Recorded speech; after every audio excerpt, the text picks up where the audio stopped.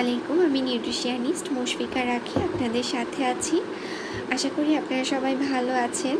শীত চলে গেছে এবং গরম চলে আসছে এবং এই গরমের মৌসুমেই বিভিন্ন ধরনের অসুখ-বিসুখ, ডিহাইড্রেশন, ডায়রিয়া, হিট স্ট্রোক সহ নানা ধরনের ভাইরাসজনিত সমস্যাগুলো দেখা দেয়।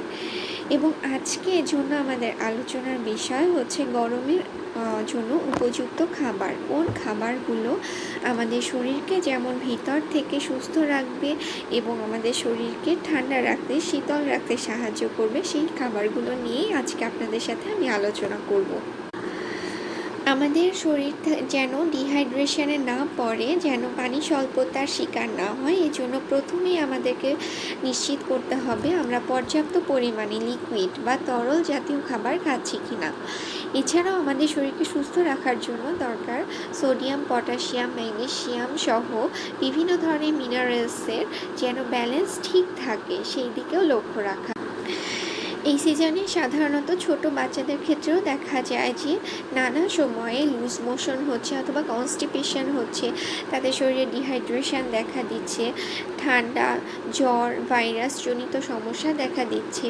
আর তাছাড়া বর্তমানে যেটা আমরা সবাই মহামারীর শিকার, করোনার শিকার হচ্ছি, তো এই ক্ষেত্রে আমরা ঠান্ডা সম্পূর্ণ আমাদেরকে অ্যাভয়েড করতে হবে। ঠান্ডা জাতীয় যে কোনো ধরনের খাবারকে আমাদের অ্যাভয়েড করতে হবে।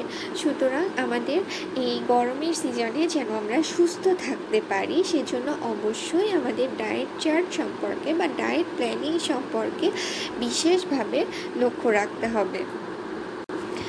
প্রথমেই বলে নিই আমরা কোন ধরনের খাবারকে বেশি প্রাধান্য দিব। আমাদের খাদ্য তালিকায় অবশ্যই সেই সমস্ত খাবারই রাখতে হবে যা আমাদের শরীরে অতিরিক্ত হিট বাড়াতে সাহায্য না করে, হিট রিডিউস করে।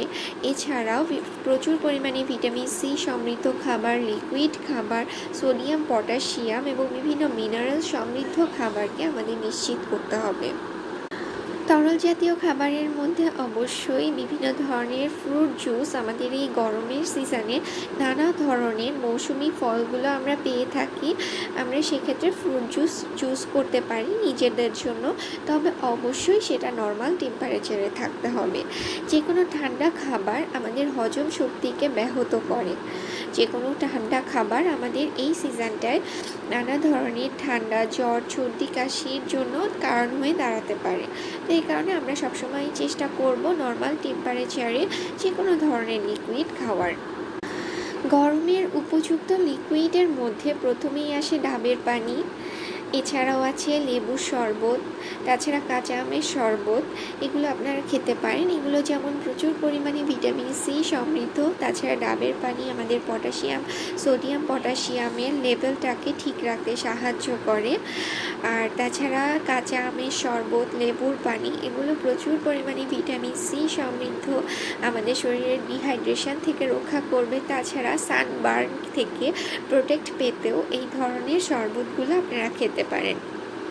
তাছাড়া আপনারা যদি প্রত্যেক দিনের খাদ্য তালিকায় 2টি বা 3টি করে আমলকি রাখেন, সেটা অবশ্যই আপনাদের জন্য খুবই উপকারী হবে, কারণ আমলকিতে আছে প্রচুর পরিমাণে অ্যান্টিঅক্সিডেন্ট, যা আপনাদের খাবারের মাধ্যমে আমাদের শরীরকে ভিতর থেকে রোগ প্রতিরোধ ক্ষমতা বাড়াতে সাহায্য করে।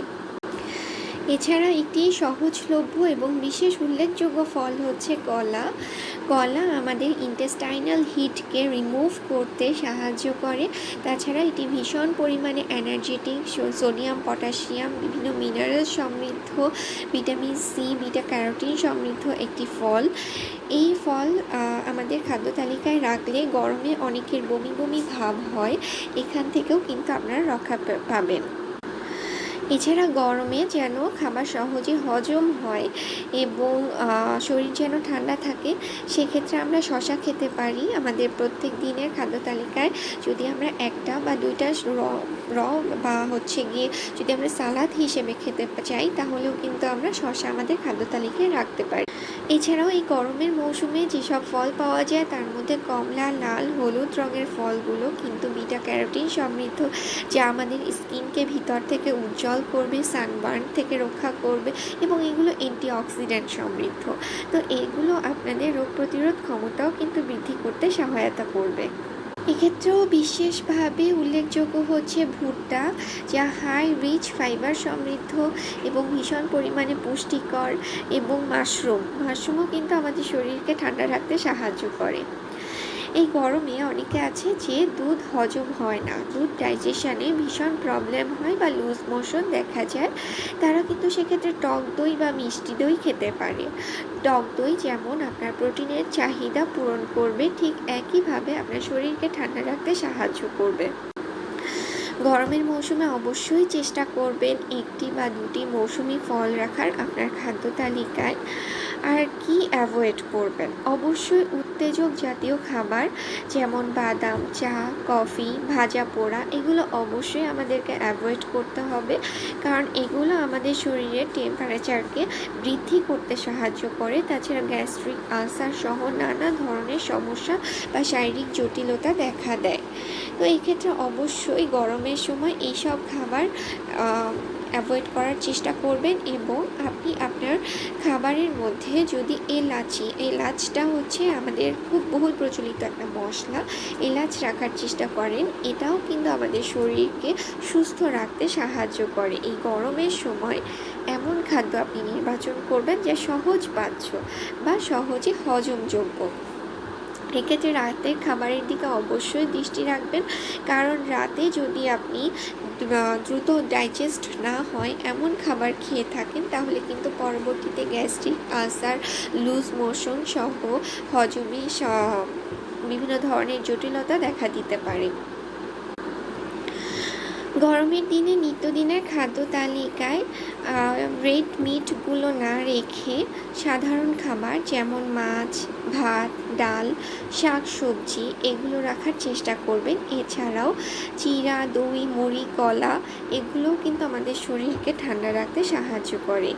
এই গরমের সময় অবশ্যই আপনার ছোট্ট বাচ্চার খাবার সম্পর্কে অবশ্যই সচেতন হবেন। তাদেরকে ভাজা পোড়া, অতিরিক্ত তেল সমৃদ্ধ খাবার খেতে দিবেন না, তাহলে তাদের শরীরে যেমন তাপমাত্রা বৃদ্ধি পাবে, তাছাড়া এই অস্বস্তির কারণে তাদের ডাইজেশনেও কিন্তু প্রবলেম দেখা দিবে।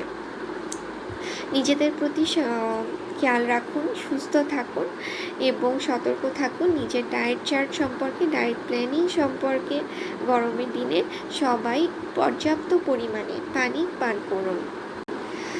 অবশ্যই ভালো থাকবেন, সুস্থ থাকবেন, নিজেদের খাবার সম্পর্কে সচেতন থাকবেন এবং গরমের সময় অবশ্যই প্রচুর পরিমাণে লিকুইড বা তরল জাতীয় খাবার পান করবেন।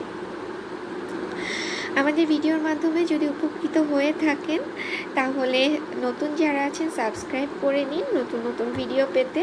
আমরা চেষ্টা করব পরবর্তী ভিডিওতে আরও গুরুত্বপূর্ণ সব তথ্য দেওয়ার। আজ এ পর্যন্তই। আসসালামু আলাইকুম।